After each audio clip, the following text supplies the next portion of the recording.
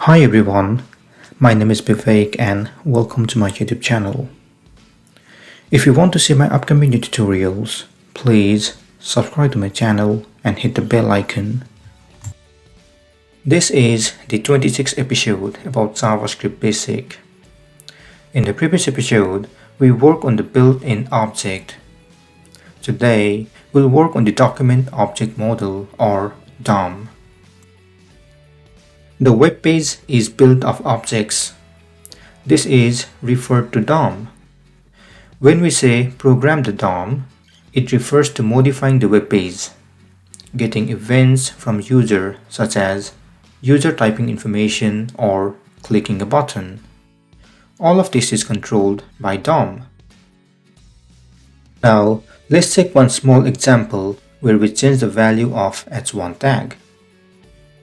First, open the text editor, open the 26 folder Document Object Model, open Start, index.html and main.js. Open index.html and add h1 tag with ID my name. Add your name. To check the preview, open the browser and refresh the page. You should see your name over there. We can easily manipulate DOM and modify the value of this h1 tag. All we need to do is access this h1 tag and simply set a new value. So open main.js, add document.getElement by ID.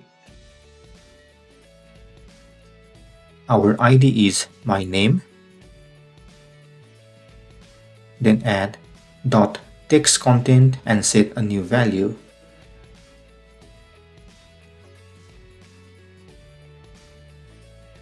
Check the preview and you should see a new value over there.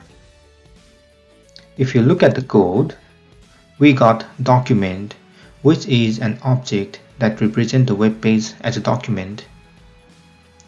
Then we have getElement by ID, which is a method that returns another DOM object which has a property called text content.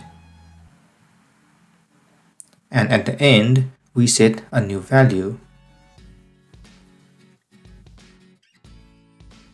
We will learn more about DOM manipulation soon.